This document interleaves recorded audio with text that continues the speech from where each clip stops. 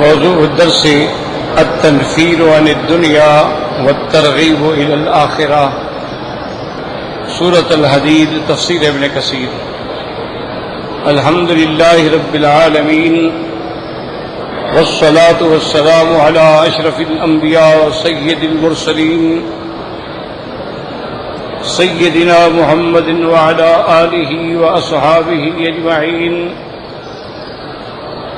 اللهم صل على سيدنا محمد وعلى آل سيدنا محمد كما صليت على إبراهيم وعلى آل إبراهيم في العالمين إنك حميد مجيد. أعوذ بالله من الشيطان الرجيم. بسم الله الرحمن الرحيم. اعلموا أنما الحياة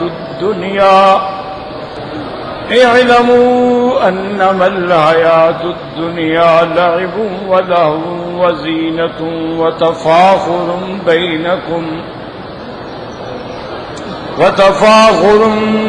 بينكم وتكاثر في الأموال والأولاد كمثل غيث أعجب الكفار نباته ثم يهيج فتراه مصفرا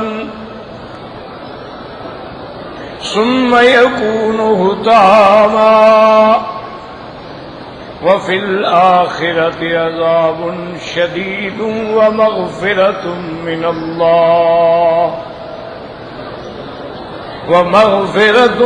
الله ورضوان وما الحياة الدنيا إلا متاع الغرور.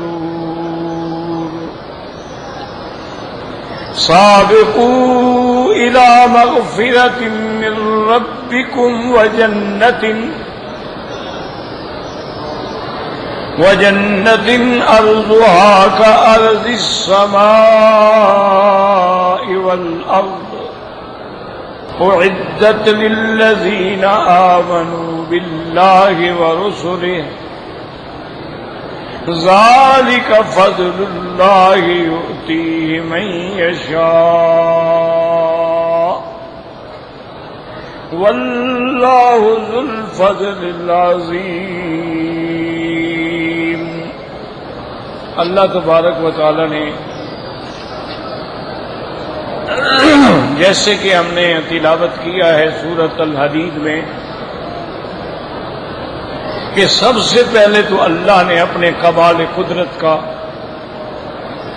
ذکر فرمایا، جس میں الوہیت بھی ہے، ربوبیت بھی ہے، کمال قدرت بھی ہے. ارشاد فرمایا کہ پاکی بیان کرتے ہیں جو آسمانوں اور زمینوں میں ہیں. وَهُوَ الْعَزِيزُ الْحَكِيمُ. وہ غالب بھی ہیں، حکمت والے بھی ہیں. تو یہ بھی یاد رکھیں کہ اللہ تبارک و تعالی نے عزیز کے ساتھ حکیم کی صفت بھی بیان کر دی. کیونکہ آپ ایسا دیکھیں بطور مثال کہ ایک آدمی ہے، بڑا طاقتور ہے، لیکن عقل نہیں ہے. کبھی اس سے لڑتا ہے، کبھی اس کو مارتا ہے، کبھی باپ سے لڑتا ہے، کبھی ماں سے لڑتا ہے، تو اس کو تو غالب نہیں کہے. اللہ سب سے غالب ہیں اور سب سے بڑی حکمت والے ہیں کہ جو بنایا ہے وہ بھی حکمت سے ہے اور جو دیا ہے وہ بھی حکمت سے ہے، اور جس کو نہیں دیا ہے اس نہ دینے میں بھی حکمتیں ہیں. فعل الحکیم لا یخلو عن الحکمت. ان کا ہر فعل، ہر امر، ہر نہی حکمت بھی ہے. آگے فرماتے ہیں لہ ملک السماوات والارض. اسی کے لیے ہے آسمانوں اور زمینوں میں، جو آسمانوں اور زمینوں کا ملک اسی ہی کے لیے ہے. حسر ہو گیا. یحیی و یمیت، وہ جلاتے بھی ہیں مارتے بھی ہیں. وہو علی کل شیء قدیر، وہ ہر چیز پہ قادر. هو الاول یعنی لیس قبلہ شیء والآخر لیس بعدہ شیء والظاہر لیس فوقہ شیء والباطن لیس دونہ شیء وہو بکل شیء علیم. تم اللہ کی کنہوں کو نہیں پا سکتے، لیکن اس کی شان ہے کہ وہ ہر چیز کو جانتے ہیں، اس کے علم کے اندر ہیں. اور پھر اللہ نے کمال قدرت بیان کی. هو الذی خلق السماوات والارض فی ستۃ ایام ثم استوى علی العرش. اللہ تبارک و تعالی نے پیدا فرمایا آسمانوں اور زمینوں کو 6 دنوں کے اندر.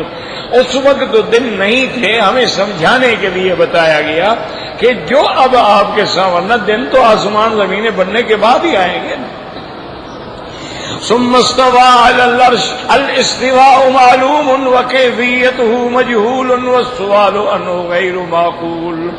اللہ کے استوا پہ ہمارا ایمان ہے، کما یلیق بشانہ، جیسے اس کی شان و عظمت کو زیبا ہے. یعلم ما یلج فی الارض، وہ جانتے ہیں جو زمین میں اترتا ہے.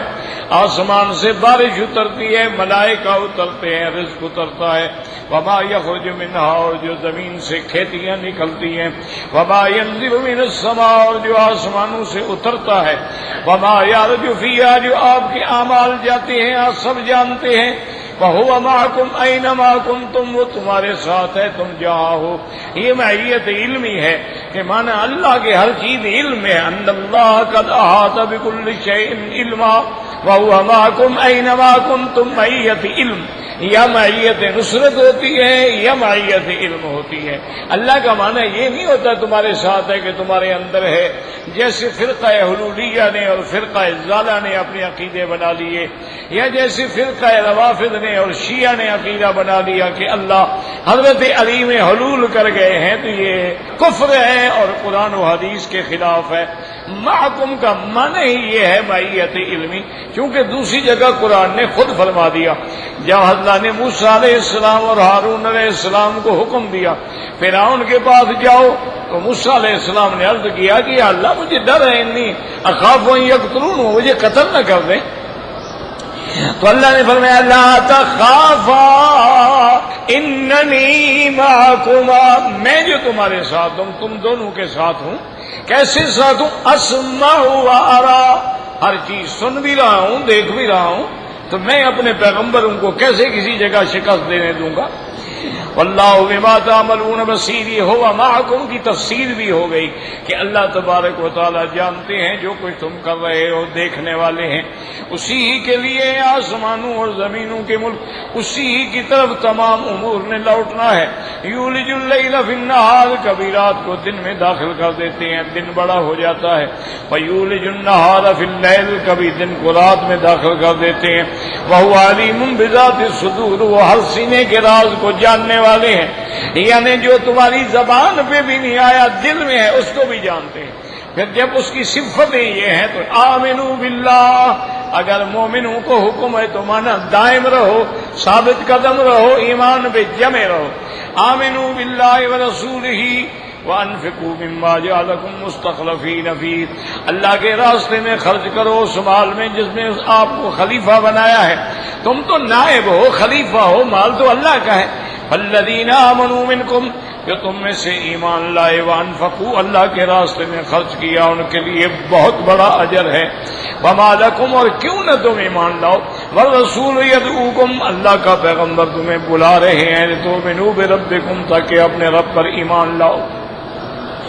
وقد اخذ میثاقکم ان کنتم مؤمنین، میثاق سے مراد بعض علماء نے عہد الست لیا، وہ ٹھیک نہیں ہے.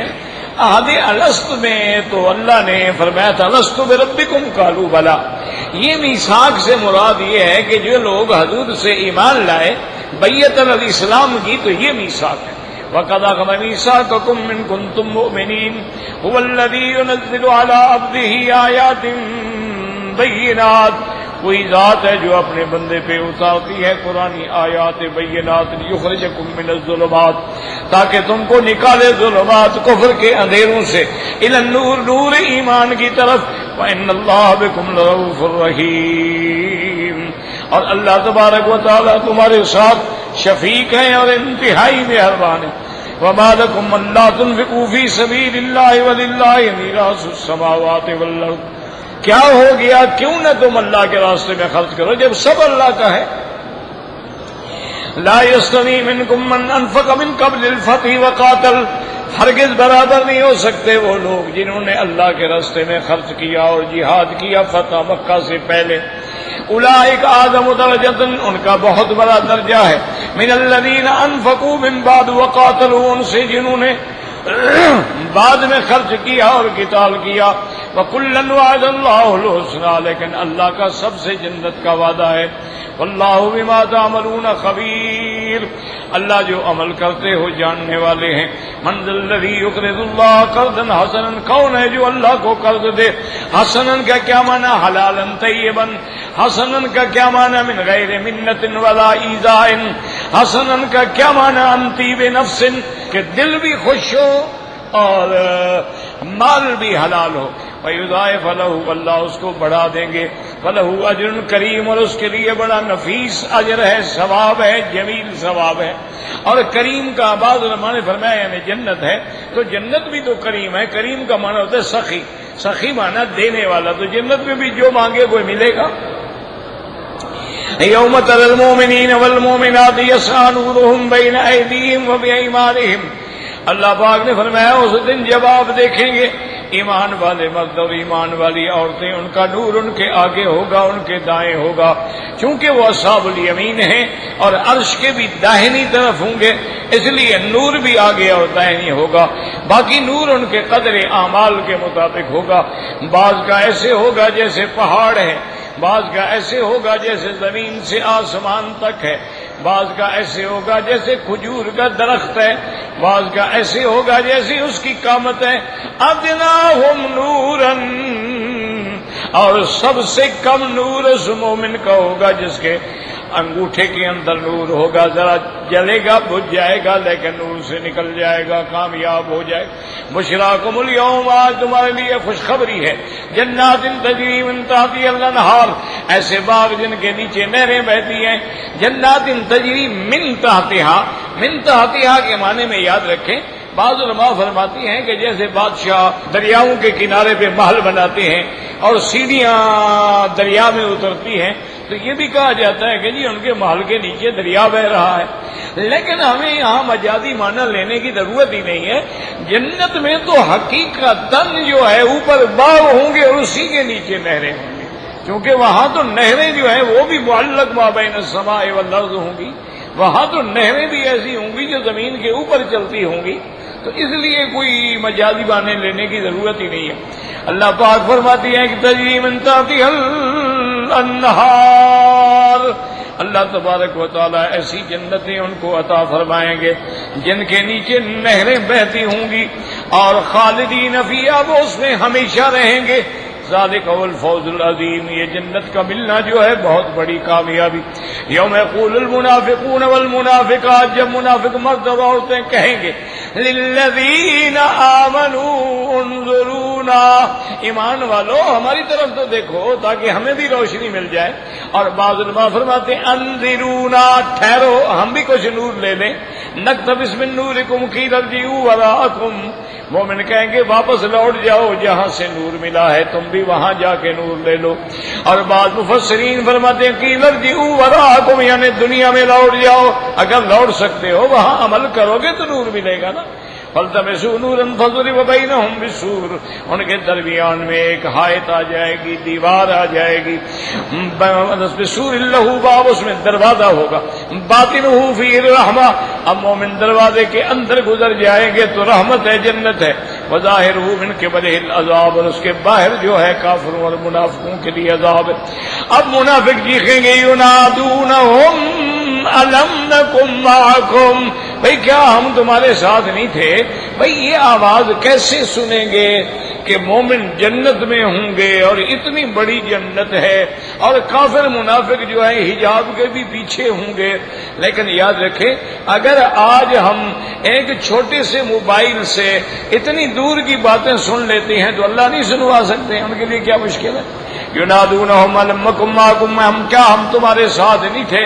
ہم مسجد میں آتے نماز، قالوا بلا ولکنکم فتنتم انفسکم، مومن کہیں گے ٹھیک ہے ہمارے ساتھ تھے، لیکن تم نے اپنے نفسوں کو فتنے میں ڈالا، معصیت میں ڈالا، کفر میں ڈالا، شہوات میں ڈالا، وتربصتم، اور تم تو اس انتظار میں تھے کہ کب اللہ کے پیغمبر پہ موت آئے، وارتبتم، اور تم نے تو اللہ کے دین میں اور قیامت میں شک کیا تھا، وغرتکم الامانیہ، تمہیں تمہاری امیدوں نے ہلاک کر ڈالا، حتی جاء امر اللہ کا حکم آ گیا، قیامت قائم ہو گئی، وغرکم باللہ الغرور، اور اللہ کے ساتھ تمہیں دھوکے میں ڈالنے والا شیطان تھا۔ کیوں کسی کو اس طرح بھی دھوکے میں ڈالتا ہے نا، او یار اللہ بڑا مہربان ہے، اللہ بڑا رحیم ہے، اللہ بڑا کریم ہے، کھاؤ پیو جوانی ہے وہ بخش دیں گے، تو یہ بھی شیطان کا ایک دھوکا ہو۔ فَالْيَوْمَ لَا يُؤْخَذُ مِنْكُمْ فِدْيَةٌ وَلَا مِنَ الَّذِينَ كَفَرُوا، آج کے دن نہ کوئی فدیہ قبول ہوگا، نہ کوئی ہدیہ قبول ہوگا، نہ کوئی سفارش ہوگی۔ مَأْوَاكُمُ النَّارُ، تمہارا ٹھکانہ جہنم ہے، ہِیَ مَوْلَاكُمْ، یہی ٹھکانہ تمہارے لیے بہتر ہے، وَبِئْسَ الْمَصِيرُ، کیا برا مرجع ہے۔ پھر اللہ نے تنبیہ کی مومنوں کو، أَلَمْ يَعْنِ لِلَّذِينَ آمَنُوا، کیا ایمان والوں کے لیے ابھی وقت نہیں آیا، أَن تَخْشَعَ قُلُوبُهُمْ لِذِكْرِ اللَّهِ، ان کے دل جو ہیں اللہ کے ذکر کے آگے جھک جائیں، وما نزل من الحق، اور جو اللہ نے اتارا ہے، ولا يكونوا كالذين اوتوا الكتاب من قبل، اور اس طرح نہ ہوں جیسے اہل کتاب پہلے گزرے ہیں، فطال عليهم الامد، جب ان کی مدت گزر گئی پیغمبروں کے یہ زمانہ کچھ زیادہ لمبا، وقست قلوبهم، ان کے دل جو تھے وہ سخت ہو گئے، وكثير منهم فاسقون، بلکہ اکثر ان کے جو تھے وہ تو اسلام اور دین سے بھی نکل گئے۔ اعلموا ان اللہ یحیی الارض بعد موتها، جان لو کہ اللہ تبارک و تعالیٰ مردہ زمینوں کو زندہ کرتے ہیں اس کے مر جانے کے بعد۔ یہ اشارہ ہے کہ جیسے اللہ پانی سے مردہ زمین کو زندہ کرتے ہیں، ایمان والوں تمہارے مردہ دلوں کو بھی اللہ قرآن سے زندہ کرتے ہیں۔ تم آؤ تو صحیح قرآن کے پاس، قد بینا لکم الآیات، ہم نے کھول کے بیان کر دی ہیں آیات تاکہ تم سمجھ سکو۔ اس کے بعد اللہ نے فرمایا ان المصدقین والمصدقات، اللہ کے راستے میں خرچ کرنے والے مرد ہیں یا عورتیں ہیں، وَأَقْرَضُوا اللَّهَ قَرْضًا حَسَنًا، اور جن نے اللہ کو دیا بہتر قرضہ دینا، یضاعف لهم، ان کا دوگنا کر دیں گے اور ان کے لیے بہت بڑا اجر کریم ہوگا۔ والذین آمنوا باللہ ورسلہ، جو لوگ اللہ پر ایمان لائے، اللہ کے رسولوں پر، اولئک هم الصدیقون، وہی صدیق۔ یاد رکھو بعض علماء کہتے ہیں صدیق کا مرتبہ شہید سے مقدم ہے، اور بعض علماء کہتے ہیں کہ ہر ایمان لانے والا صدیق ہے، لیکن صدیقیت کے پھر درجے ہیں۔ سب سے بڑا درجہ جو ہے وہ حضرت ابو بکر کا ہے۔ والشہداء عند ربہم، اور وہ لوگ جنہوں نے اللہ کے راستے میں اپنی جانیں دی، جان دے کے گواہی دی کہ میرا دین سچا ہے اور میرا طریق سچا ہے، ان کے لیے اجر بھی ہوگا، ان کے آگے اللہ کی طرف سے نور بھی ہوگا۔ والذین کفروا وکذبوا بآیاتنا، جن لوگوں نے کفر کیا اور تکذیب کی، اولئک اصحاب الجحیم، وہی جہنمی ہیں۔ اب آج کے سبق میں جو ہم نے پڑھا ہے، یہاں بھی اللہ نے حکم فرمایا اعلموا انما الحیات الدنیا لعب ولہو وزینۃ وتفاخر بینکم وتکاثر فی الاموال والاولاد۔ یہاں 5 چیزیں اللہ نے ذکر کی۔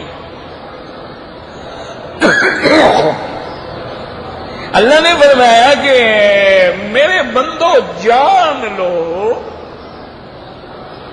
اعلموا،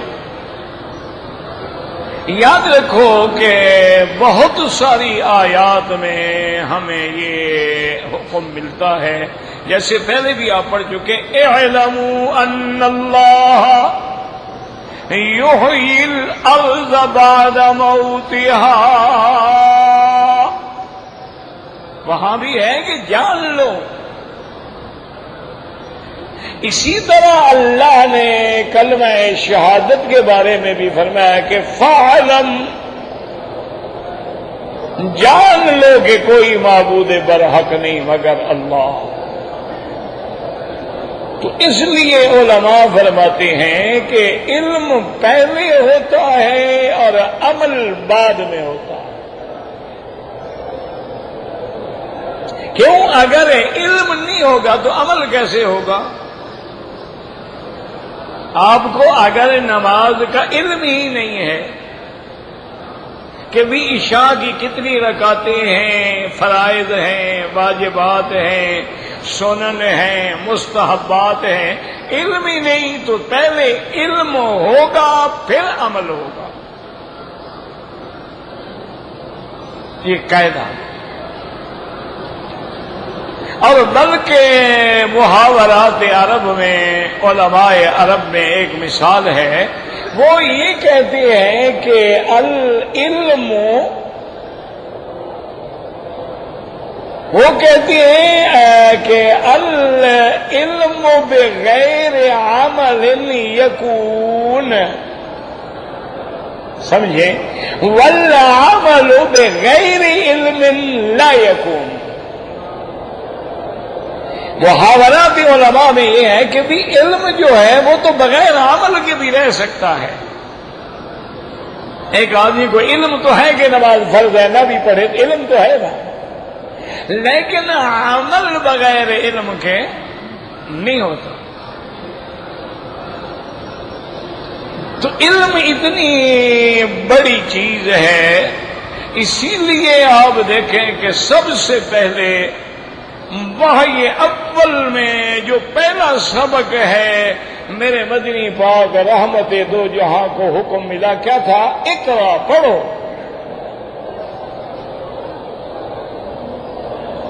پہلا چیز جو ہے وہ علم ہے۔ اسی لیے سورۃ الرحمن میں آپ نے پڑھا کہ الرحمن علم القرآن، یعنی اللہ کے نے اپنی صفت رحمت کا ذکر کیا، اور رحمت کیا ہے کہ اللہ نے قرآن پڑھایا۔ علم القرآن ہے، یعنی یا تو علم اللہ جبرائیل، اللہ نے جبرائیل کو پڑھایا، یا علم اللہ محمدن، اللہ نے محمد مصطفیٰ کو پڑھایا بواسطہ جبرائیل یا القاء بلا واسطہ۔ اچھا، اب اسی میں آپ علم کی شان دیکھ لیں کہ علم القرآن خلق الانسان، یعنی تعلیم قرآن مقدم ہے تخلیق انسان پہ۔ حالانکہ بچہ پیدا ہوگا تو پڑھے گا، جب بچہ پیدا ہی نہیں ہوگا پڑھے گا کیا؟ اصول تو یہ ہے نا کہ تخلیق مقدم ہو اور تعلیم جو ہے وہ مؤخر ہو، لیکن اللہ نے وہاں تعلیم مقدم کی، تخلیق مؤخر کی۔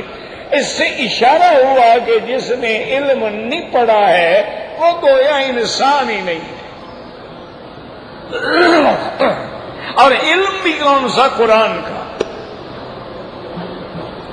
تو اس لیے جب تک آدمی جانتا نہ ہو تو حکم ہی یہ ہے کہ علم جان لو۔ اب کیسے جانے؟ جاننے کے ہمیشہ یاد رکھیں کہ دو طریقے ہوتے ہیں کہ اگر اللہ نے آپ کو علم دیا ہے تو آپ خود غور کریں، قرآنی آیات پڑھیں، تفاسیر پہ نظر ڈالیں، اور اگر اللہ نے نہیں دیا ہے تو پھر علم والے کے پاس آئیں، ان سے آ کے سمجھیں، اور کوئی راستہ ہی نہیں ہے۔ اسی لیے ہم کہتے ہیں کہ آپ بڑے ٹھنڈے دل سے غور کریں، دنیا میں دو ہی چیزیں ہیں، یا آدمی استاد ہوگا یا شاگرد ہوگا،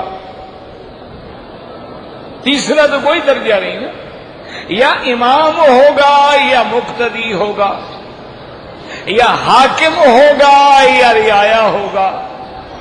یا مجتہد ہوگا یا مقلد ہوگا، تیسری قسم ہی کوئی نہیں۔ یا تو آپ عالم ہیں، آپ کو تقلید کی ضرورت ہی نہیں، لیکن عالم ہونے کا معنی یہ نہیں ہوتا ہے کہ جو 2 حدیثیں پڑھ لے وہ کہے میں عالم ہوں۔ اس لیے علماء نے شرائط لکھے ہیں علم کے کہ عالم سے مراد کیا ہے۔ اب جناب ہم نے اللہ نے فرمایا کہ اعلموا، آگے فرمایا انما الحیات الدنیا، یہاں انما حصر کے لیے ہے کہ حیات دنیا جو ہے وہ کیا ہے۔ 5 چیزیں کا ذکر ہے، یاد رکھو۔ پہلی چیز کیا ہے؟ لعب، کھیل ہے۔ دوسری چیز کیا ہے؟ لہو، تماشا ہے۔ تیسری چیز کیا ہے؟ زینت، ایک بناؤ سنگار ہے۔ اور چوتھی چیز کیا ہے؟ تفاخر بینکم، آپس میں بڑائی ہے کہ میرا اتنا محل، میرا اتنا بزنس، میرا اتنا کام۔ اور 5ویں چیز کیا ہے؟ تکاثر فی الاموال والاولاد، کہ میرے پاس جناب فلاں جگہ مل ہے، فیکٹریاں ہیں، اور اتنے میری اولاد ہے، اتنے میرے پوتے ہیں، اتنے میری پوتیاں ہیں، اور اتنا اعلیٰ تعلیم یافتہ ہیں۔ یہ 5 چیزیں ہیں جن کے اندر آ کے انسان جو ہے کھو جاتا ہے۔ اور بعض علماء نے بیان کیا ہے، اس پہ غور کریں گے انشاءاللہ تو اللہ پاک رحمت فرمائیں گے، سمجھ آئے گی کہ انما الحیات الدنیا لعب، جب بچہ ہوگا تو کھیل، یعنی لعب الصبیان، بچے کو تو کھیل سے ہے نا، چھوٹا سا ہے کھلونے سے کھیل رہا ہے، ذرا چلنے کے قابل ہوا پھر بھی کھیل میں لگا ہوا ہے، ذرا دوڑنے میں قابل ہوا پھر بھی کھیل میں لگا ہوا ہے۔ تو اس لیے علماء کہتی ہیں کہ لعب الصبیان واللہو الشبان، اور جوان ہوا تو اب لہو، اب کبھی جناب کرکٹ کا بخار چڑھا ہوا ہے، اور کبھی فٹ بال کا چڑھا ہوا ہے، اور کبھی گانے بجانے میں لگا ہوا ہے، اور کبھی ویلنٹائن ڈے منانے میں لگا ہوا ہے، اور کبھی جناب سالگرہ منانے پہ لگا ہوا ہے، اور کبھی اپریل فول بنانے پہ جڑا ہوا ہے۔ تو یہ جوانی کا، اور اس کے بعد جو ہے وہ زینت النسوان، کہ زینت جو ہے وہ عورتوں کے لیے ہے، کہ ہر وقت بناؤ سنگار میں ہے۔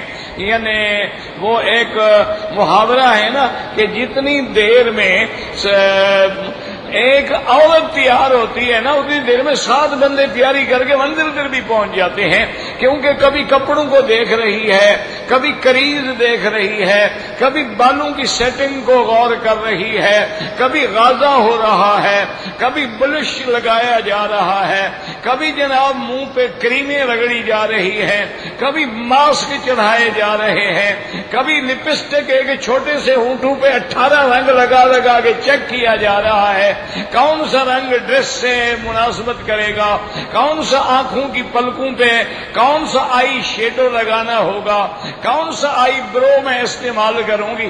زینت ہے، پھر زیور کا انتخاب ہے، آج جیولری کون سی مناسب رہے گی۔ یہ زینت کیا ہے؟ عورتوں کا کام ہے۔ اور اس کے بعد کیا تھا؟ تفاخر بینکم، کہ اب جناب جب بڑے ہو گئے تو اب فخر، اب جناب اکڑ کے چل رہے ہیں کہ میں جناب چودھری ہوں، میں ایم این اے ہوں، میں منسٹر ہوں، میں اس علاقے کا پردھان منتری ہوں، میں اس علاقے کا وڈیرا ہوں، میں اس علاقے کا دادا ہوں، میں مافیا کا ڈان ہوں۔ اب تفاخر آ گیا۔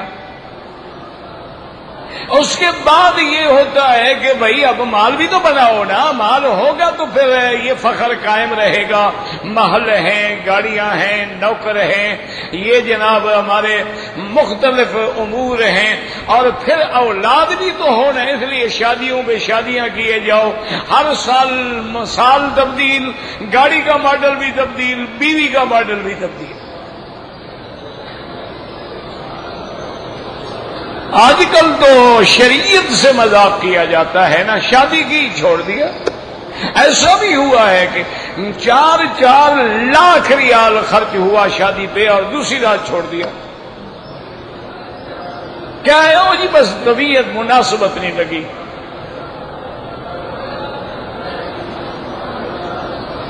انا للہ و انا الیہ راجعون۔ تو اللہ پاک نے فرمایا کہ اسی میں جو تم لگے ہوئے ہو، اس کی مثال تو ایسے ہے نا، کمثل غیث اعجب الکفار نباتہ، کہ جیسے بادل لاتا ہے، برستا ہے۔ کفار سے مراد یہاں کافر نہیں ہے، کفار سے مراد یہاں کاشتکار ہے۔ زارع جو ہے نا اس کو بھی کافر کہا جاتا ہے، کہ وہ بھی بیج کو چھپاتا ہے نا، جیسے کافر حق کو چھپاتا ہے اور باطل کو ظاہر کرتا ہے، تو جو زارع ہوتا ہے، مزارع ہوتا ہے، وہ بھی تو بیج کو مٹی میں چھپا رہا ہے نا، اس کو بھی کافر کہا جاتا ہے۔ اسی لیے یہاں عرب میں آپ نے سنا ہوگا کہ گاڑی میں جو ٹائر ہیں نا، ان کو کیا کہتے ہیں؟ کفرات۔ کیوں؟ اس نے بھی اپنے اندر ہوا کو چھپا کے رکھا ہوا ہے نا۔ تو اب جناب اس کی کھیتی جب نکلی ہے تو وہ بڑا خوش ہو رہا ہے۔ اب کھیتی نکلی، پھر کھیتی لہلہائی اور سرسبز ہو گئی۔ اس کے بعد پھر وہ پکنا شروع ہوئی اور پیلا ہونا شروع ہو گئی، پھر وہ کٹ گئی، پھر وہ سوکھ گئی، پھر وہ چورا چورا ہو گئی۔ اللہ نے فرمایا کبھی تم نے ایسے غور نہیں کہ یہی تمہارا حال ہے؟ بچہ پیدا ہوتا ہے، خوشیاں ہو رہی ہیں، میرے بچے نے جی ماشاءاللہ ابھی پاؤں چلنا شروع کر دیا ہے، اور جناب وہ انگلی پکڑ کے چلتا ہے، ماں باپ خوش ہو رہے ہیں۔ وہ غافل یہ نہیں سمجھتے کہ تمہارے بچے کی عمر کم ہو رہی ہے، وہ بڑا تو نہیں ہو رہا، وہ تو چھوٹا ہو رہا ہے، تو موت کی طرف جا رہا ہے۔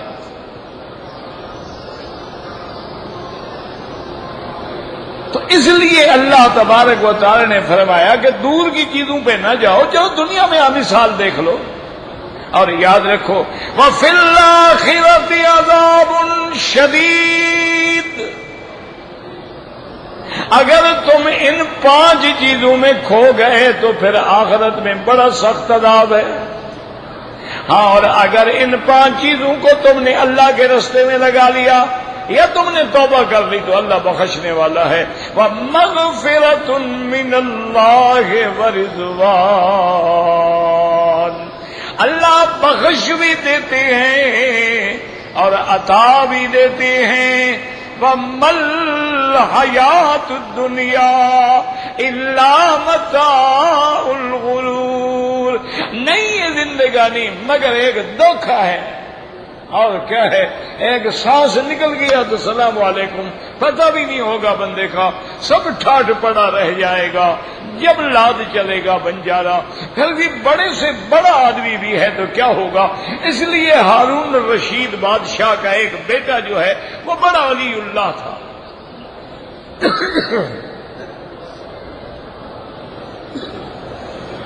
اس نے ساری زندگی بادشاہ کے محل میں نہیں آیا، مزدوری کر کے زندگی میں کھاتے رہے، بادشاہ کا ملک چھوڑ دیا، دور چلے گئے جہاں کوئی نہ جانتا۔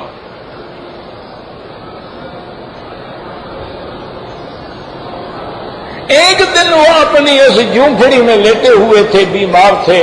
جو آدمی ان سے 2-4 دفعہ مزدوری کرا چکا تھا اس کو پتہ لگا کہ وہ بندہ، اس کے دل میں اثر تھا کہ اتنا شہزادہ شکل ہے، جوانی ہے، خوبصورتی ہے، اور مزدوری کرتا ہے، کوئی راز ضرور ہے۔ وہ بھائی نکال دیا ہوگا نا انہوں نے ماشاءاللہ۔ حاجی صاحبان کھڑے ہیں تو برکت تو ہوگی نا، حاجی ہو اور حرکت نہ کرے، ہو سکتا ہے؟ یہ ناممکن ہے، کیونکہ حاجی کے اول میں بھی ہا ہے اور حرکت کے اول میں بھی ہا ہے، تو حاجی اور حرکت گویا لازم و ملزوم ہے، اور ہا بھی دونوں والی وہ بریک ہے، وہ ہجرت والی ہا نہیں ہے۔ حج میں بھی تو ہا ہے نا، حج میں بھی تو حرکت ہے نا، بھاگ رہے ہیں، کبھی مینا، کبھی مزدلفہ، کبھی عرفات، کبھی کنکریاں، کبھی طواف، تو اس میں بھی تو حرکت ہے نا۔ تو بہرحال وہ کہتے ہیں کہ میں نے پتہ کیا تو مجھے پتہ چلا کہ وہ تو بیمار ہیں۔ میں ڈھونڈتا آیا تو ایک جھوپڑی میں سوئے ہوئے تھے، نیچے چٹائی بچھی ہوئی تھی، ایک بہت سیدھا سا سرانہ تھا۔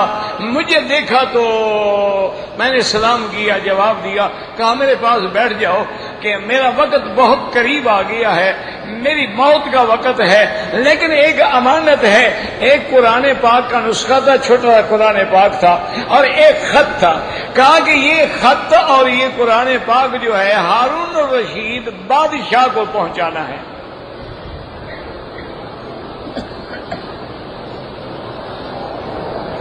انہوں نے کہا ٹھیک ہے، اور اس کے بعد انہوں نے کہا کہ اچھا تم بیٹھ جاؤ، میرے کلمے کے گواہ ہو جاؤ، میری موت کا وقت آ گیا۔ کلمہ پڑھتے رہے، فوت ہو گئے۔ انہوں نے جنازہ پڑھا، تجہیز کی، تکفین کی۔ سوچ میں آئے بھی پتہ نہیں بادشاہ مجھے کون ملنے دے گا، لیکن نے کہا بھی امانت ہے، بادشاہ کو پہنچانی تو ہے نا۔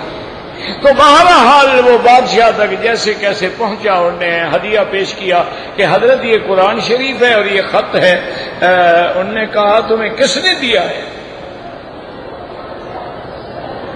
ایسے ایک نوجوان تھا، اسے پتا ہے کہ وہ کہاں تمہیں ملا تھا؟ اس نے کہا جی ایسے مزدوری کرتے تھے ہمارے شہر میں اور ایک جھوپڑی میں رہتے تھے، مجھے چند دن نظر نہیں آئے، میں گیا تو ان کی موت کا وقت تھا۔ یہ انہوں نے کہا پتا ہے تمہیں وہ کون تھا؟ وہ تو میرا بیٹا تھا۔ انہوں نے کہا جی مجھے پتا نہیں ہے۔ تو بادشاہ نے وہ خط کھولا تو اس میں اپنے والد کو لکھا تھا کہ یا صاحبی لا تغتر بتنعم، اے میرے مہربان اس دنیا کی نعمتوں پہ دھوکے میں نہ آنا۔ العمر ينفد والنعیم یزول، عمر ختم ہو جاتی ہے، نعمتیں زائل ہو جاتی ہیں۔ اذا حملت الى القبور جنازۃ، جب تم کسی کا جنازہ لے کے جاؤ، فاعلم بانک بعدها محمول، پھر جان لینا کہ اس کے بعد ایک دن تم بھی اسی طرح کندھوں پہ جا رہے ہوگے۔ بادشاہ چیخے مار کے رونے لگ گئے، قرآن شریف لیا اور پھر بادشاہ نے کہا کہ چلو تم ٹھہرو، میں جاتا ہوں، مجھے اپنے بیٹے کی قبر پہ لے جاؤ۔ پھر بادشاہ ان کی قبر پہ آیا اور پھر بادشاہ نے بھی اپنے بیٹے کے غم میں بڑے قصائد لکھے، شربت کا سنبو کا شاربھا۔ خیر یہ عربی کی باتیں ہیں، تو کہنے کا معنی یہ ہے کہ نعمتیں بھی ختم ہونے والی ہیں، زندگی بھی ختم ہونے والی ہے، تم کس شیطان کے دھوکے میں پڑے ہوئے ہو؟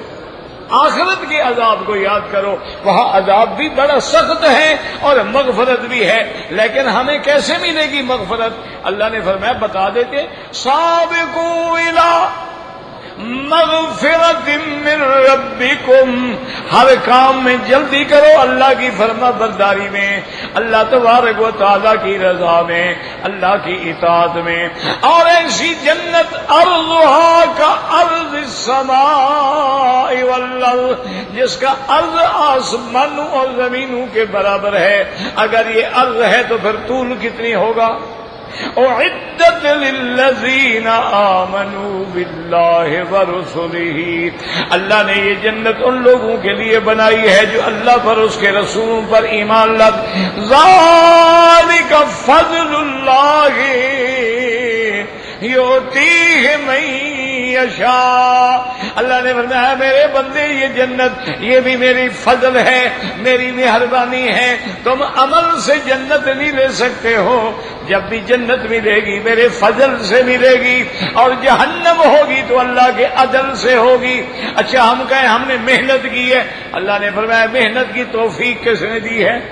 تو پھر سارا اللہ کا فضل ہی ہوا نا۔ واللہ واللہ ذو الفضل العظیم، اور اللہ تبارک و تعالی سب سے زیادہ فضل کرنے والے ہیں اور وہ بہت ہی بڑا فضل فرمانے والے ہیں۔ اس لیے علماء فرماتے ہیں کہ اگر انسان زیادہ نہ کر سکے، ہر نماز کے بعد تسبیح تکبیر تحمید پڑھتا رہے۔ اللہ آپ کو بھی ہمیں بھی توفیق عطا فرمائے۔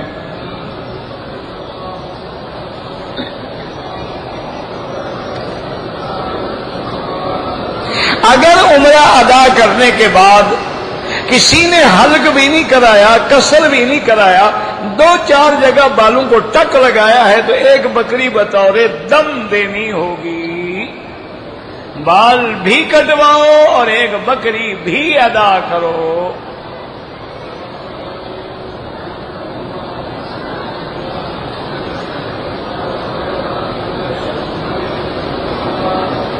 اگر ایک آدمی نے احرام باندھا، عمرہ کیا، حلق نہیں کروایا، گھر جا کے سو گیا اور اٹھنے کے بعد کپڑے بھی بدل لیے، پھر یاد آیا تو حلق کرایا، اگر کپڑے پہنے ہوئے کوئی تھوڑا وقت گزرا ہے تو پھر تو انشاءاللہ کچھ نہیں، اگر پورا 5-6 گھنٹے گزر گئے، دم پڑ گئی،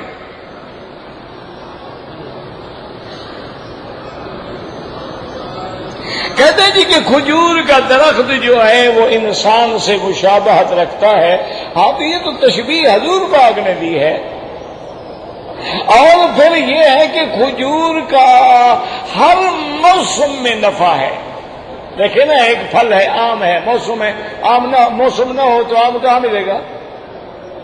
لیکن کھجور ایک ایسی چیز ہے کہ سارا سال ہر قسم کی، کبھی تازہ کھا رہے ہو، کبھی کچی کھا رہے ہو، کبھی پکی کھا رہے ہو، کبھی سبز کھا رہے ہو، کبھی خشک کھا رہے ہو، کبھی جناب اس کو تلاجوں میں رکھ رہے ہو، کبھی اس کو ٹینوں میں بند کر کے رکھ رہے ہو، سارا سال اس کی ہر چیز۔ دوسرا یہ ہے کہ کھجور کا کوئی ایک ذرہ بھی نہیں جو کام نہ آتا ہو، یعنی اس کی چھڑیاں ہیں وہ بھی کام آتی ہیں، بور ہے وہ بھی کام آتا ہے، اس کے گوشے ہیں وہ بھی کام آتے ہیں، اس کی لکڑی ہے وہ بھی کام آتی ہے۔ اور تیسری وجہ علماء نے یہ بھی لکھی ہے کہ جیسے انسان کا ہاتھ کاٹ دو تو زندہ رہتا ہے، پاؤں کاٹ دو تو زندہ رہتا ہے، لیکن گردن کاٹ دو تو زندہ نہیں رہتا ہے، کھجور کی بھی گردن کاٹ دو تو مرتی ہے، نیچے سے نہیں مرتی۔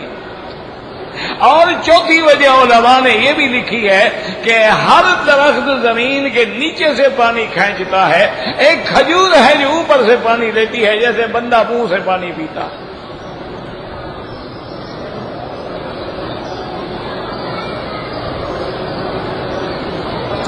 اگر کوئی آدمی عمرہ کرے، مشین پھروا دے کوئی بات نہیں، لیکن سارے سر پہ پھروائے۔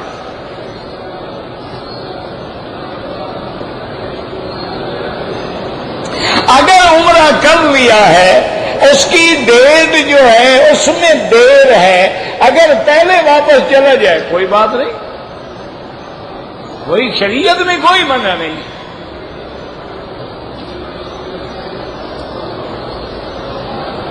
کہتے ہیں جی کہ لفظ جو ہے بارکتا ورحمتا وترحمتا، بات یہ ہے میرے عزیز سمجھا کرو کہ اصل میں نماز میں کیا تھا؟ سمع اللہ لمن حمدہ ربنا لک الحمد، یہ ہے حدیث۔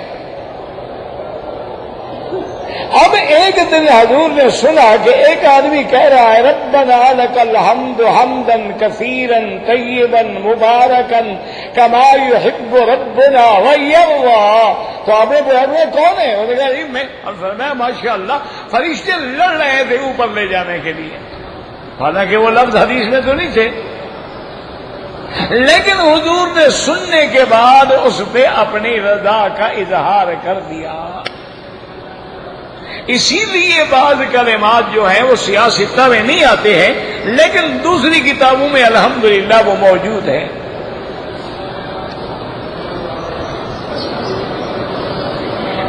کہتے ہیں جی کہ وطر کے اندر حنفی حضرات جو ہیں وہ 2 رکعتیں پڑھ کے بیٹھ جاتے ہیں. حضور پاک وہ 3 رکعتیں اکٹھی پڑھتے تھے، بیٹھتے نہیں تھے. تو اس کا مطلب ہے 1400 سال سے جتنی امت بیٹھ رہی ہے یہ سنت کی مخالف ہے، صرف تم سنت والے ہو. ماشاء اللہ. اللہ تبارک و تعالی، اللہ کے بندے وتر میں ہیں ہی. ہاں حدیث میں ہے اگر 3 رکعتیں کھڑے ہو کے قعدہ نہ کرے تب بھی جائز ہے، لیکن بات ہوتی ہے سنت کی. ایک دفعہ حضور پاک نے یا 4 دفعہ حضور پاک نے مثلاً 3 رکعتیں قعدہ نہیں فرمایا، ٹھیک ہے امنا وصدقنا، لیکن ساری زندگی تو قعدہ فرمایا ہے. اب تم بی بی عائشہ کا قول مان رہے ہو، بی بی عائشہ کا عمرہ تو نہیں مانتے ہو. یہ کیا بات ہے؟ تو باقاعدہ یہ ہے کہ یاد رکھو حدیث میں اس کے 3 طریقے ہیں. ایک طریقہ یہ ہے کہ 2 رکعت پڑھ کے تشہد پہ بیٹھے اور تشہد پوری پڑھیں، اس کے بعد کھڑے ہوں اور تیسری رکعت پڑھیں اور دعائے قنوت پڑھیں.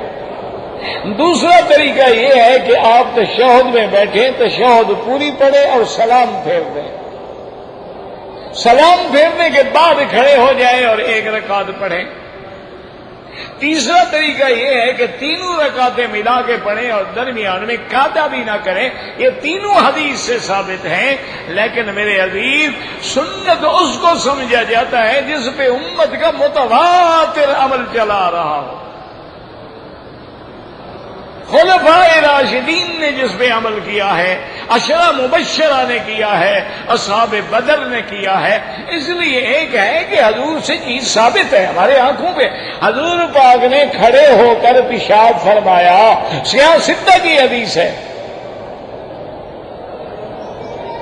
بال رسول اللہ صلی اللہ علیہ وسلم قائما علی سباطۃ قوم.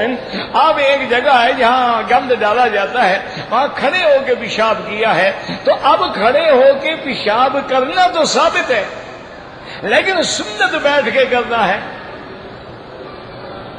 بات کو سمجھا کریں، کیونکہ علماء نے فرمایا کہ حضور عذر سے نہیں بیٹھے تھے، آپ کو ارق النساء کی تکلیف تھی، اور بعد میں فرمایا وہ نیچے جگہ خراب تھی، وہاں بیٹھنا ممکن ہی نہیں تھا. کچھ بھی ہو تو کھڑے ہو کر پیشاب کرنا ثابت ہے. اصل میں یہ اللہ کی رحمت ہے. اب ہم یورپ میں جاتے ہیں، کسی بعض امریکی ملکوں میں جاتے ہیں، وہاں تو پیشاب کیا ہی کھڑے ہو کے جاتا ہے، جگہ ہی ایسی ہوتی ہے بیٹھ سکتے ہی نہیں ہے. تو ایک دفعہ حضور پاک نے فرما کے امت کے لیے راستہ تو نکال دیا، لیکن اس کو ہم سنت نہیں کہیں گے. حضور صلی اللہ علیہ وسلم. تو اس لیے ہمیشہ سمجھا کریں، لوگ حدیث تو پڑھ لیتے ہیں لیکن یہ نہیں سمجھتے کہ یہ سنت بھی ہے. اسی لیے دیکھو نا ہمارا لقب کیا ہے، اہل السنت. اہل سنت کیوں کہا گیا؟ کہ سنت کبھی منسوخ نہیں ہوتی، سنت کبھی ضعیف نہیں ہوتی، سنت کبھی موضوع نہیں ہوتی.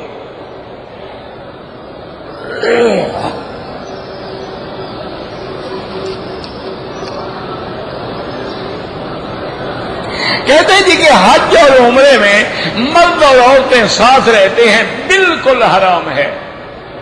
نہ محرم عورت کے ساتھ رہنا یا اس کا دیکھنا یا اس سے باتیں کرنا، سارے اپنے حج کو برباد کر دینے کے مترادف.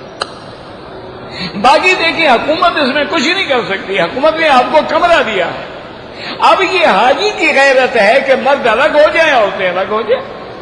ایک کمرے میں عورتوں کو کر دو، ایک میں مردوں کو کر دو. کہتے ہیں جی کہ ڈاکٹر صاحب ہیں وہ ٹی وی میں سوال جواب کر. ٹھیک ہے، بڑی دنیا ٹی وی میں سوال جواب کر رہی ہے، وہاں تو فلم ایکٹر بھی سوال جواب کرتے رہتے ہیں، اس کا کیا ہے؟ کسی ڈاکٹر کو موقع مل گیا، کبھی کسی مولوی کو مل گیا. موبائل میں قرآن جو ہے لکھ سکتے ہیں، فیڈ کر سکتے ہیں، پھر ادب بھی رکھو. دونوں خطبوں کے دوران میں دعا دل میں مانگیں چونکہ جمعہ کے خطبے میں نہ بولنا اجازت ہے، نہ ہاتھ اٹھانا اجازت ہے، نہ آمین کہنے کی اجازت ہے۔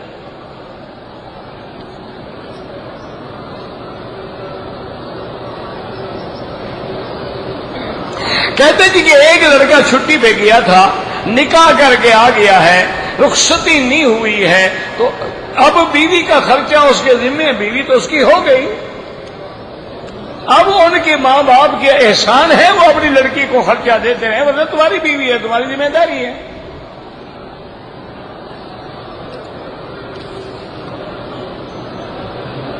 کہتے جی کہ بعض لوگ جو ہیں فرض نمازوں کے بعد سر پہ ہاتھ رکھ کے پڑھتے ہیں، وہ تو حضور کی حدیث میں بھی ہے، آپ نے فرمایا کہ جب کوئی درد ہو تو اسی جگہ ہاتھ رکھو اور 7 دفعہ پڑھو اعوذ بعزت اللہ وقدرتہ من شر ما اجد واحاذر، تو جب وہ جائز ہے تو یہ بھی جائز ہے۔ صلاۃ التسبیح کی بڑی فضیلت ہے، لیکن حدیث ضعیف ہے، ضعیف حدیث فضائل میں معتبر ہوتی ہے۔ میرے بیٹے کو آدھے سر کا درد ہوتا ہے، مائگرین کا، اللہ شفا عطا فرمائے، یہ جو میں نے دعا بتائی ہے نا، یہی ہاتھ رکھ کے پڑھا کرو۔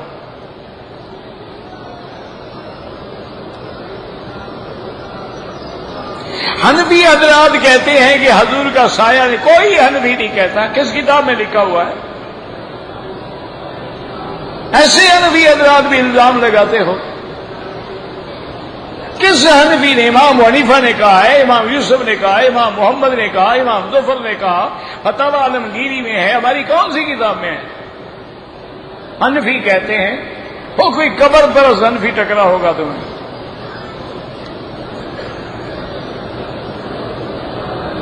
مغرب کی نماز کا وقت جو ہے شفق کے غائب ہونے تک ہے۔ حنابلہ فرماتے ہیں شفق کا معنی سرخی ہے، لیکن امام ابو حنیفہ فرماتے ہیں سرخی کے بعد جو سفیدی ہوتی ہے وہ غائب ہو تو پھر وقت ختم ہو۔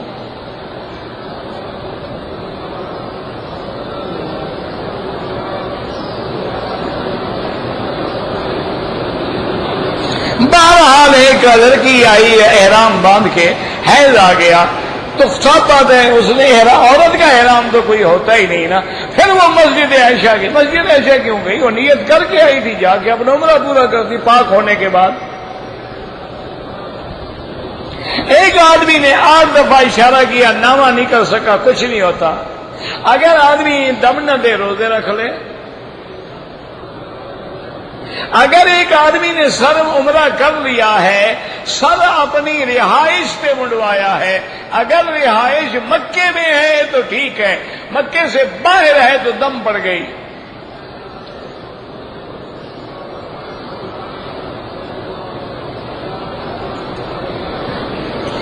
بہرحال آپ کے پاس جو بھی پیسہ ہے اس پہ زکوٰۃ ہوگی، وہ تکمیل کا ہو، جب حولان حول ہو کے سال گزرے گا۔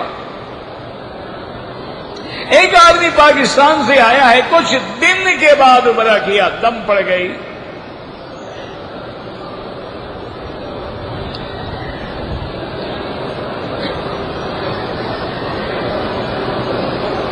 بھائی جب احرام باندھ کے کراچی سے وہ نیت کر کے آئی تھی، پاک ہو گئی، غسل کر کے پھر مسجد عائشہ جانے کی کیا ضرورت تھی؟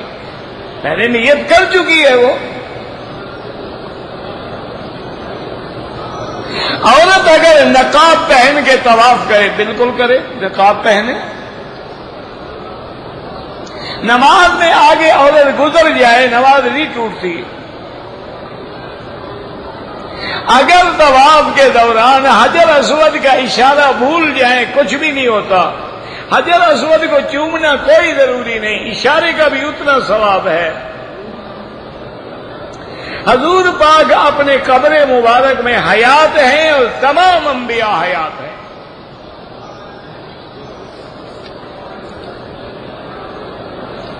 کہتے جی کہ کبھی کبھی رفع یدین کر لینا چاہیے، جو کرتے ہیں ان کو کہو کہ وہ بھی کبھی کبھی نہ کیا کریں۔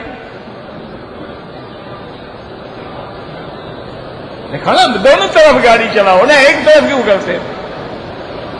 جب وہ چھوڑ دیں گے وہ بھی چھوڑ دیں گے۔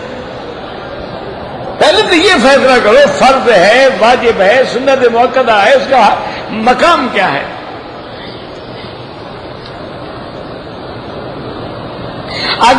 غار ہرا میں جائیں بالکل جائیں، نفل پڑھنا کوئی ضروری نہیں، کسی نے پڑھ لیا تو کوئی منع بھی نہیں، جانا بھی ضروری نہیں۔ اگر ایک مسافر ہے جماعت نہ ملے نماز قصر پڑے گا۔ حاضری کے علاوہ آپ الصلاۃ والسلام علیک یا رسول اللہ نہیں پڑھ سکتے، دور سے درود پڑھیں گے کہ اللہم صلی علی سیدنا محمد۔ جب مواجہہ شریف میں سامنے کھڑے ہوں تو پھر پڑھیں گے الصلاۃ والسلام علیک یا رسول اللہ۔ جو زندہ ہیں ان کے لیے کوئی طواف نہیں ہوتا، آپ اپنے لیے کریں، ان کے لیے دعا کریں۔ میں طواف کے دوسرے چکر میں زخمی ہو گیا، اسی حالت میں میں نے طواف کر لیا، ہو گیا طواف۔ اب اتنا لمبا چوڑا تو میں نہیں پڑھ سکتا۔ کہتے ہیں جی کہ ایوہ النبی، تو اللہ نے کہا تھا، تم نے تو نہیں کہا، تم تو نقل کر رہے ہو، تم تو اسی معراج والی رات کی بات کو نقل کر رہے ہو۔ جیسے اب تم قرآن پڑھتے ہو عبس وتولی، آپ کے چہرے پہ تیوری آئی اور آپ نے منہ پھیر لیا، یہ آپ کہہ رہے ہیں نبی کو کہ اللہ کہہ رہا ہے، آپ نقل کر رہے ہیں، آپ نہیں کہہ رہے ہیں۔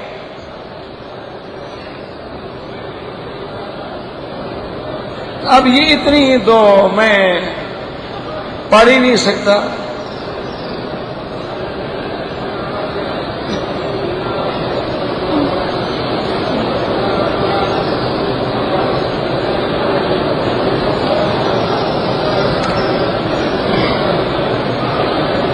اگر کوئی آدمی مکے میں رہتا ہے یا طائف میں ہے، کتنی دنوں کے بعد عمرہ کرے، جتنا اللہ توفیق دے، کو پابندی نہیں ہے، روز کرو، سال میں کرو۔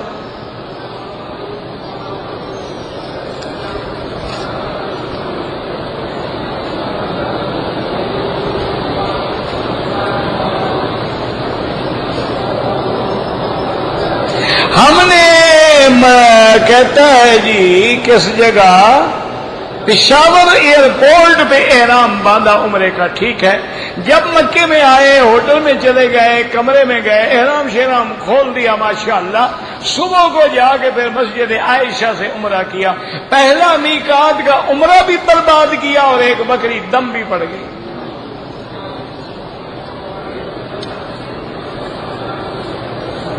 والدہ کا غائبانہ جنازہ، احناف کے نزدیک تو غائبانہ جنازہ ہے نہیں، وہ فرماتے ہیں کہ نجاشی کے مسئلے میں اس کی خصوصیت تھی، ورنہ اس کے بعد حضور کے صحابہ شہید ہوتے رہے، آپ نے کسی کا نہیں پڑھا، لیکن حنابلہ کے نزدیک جائز ہے۔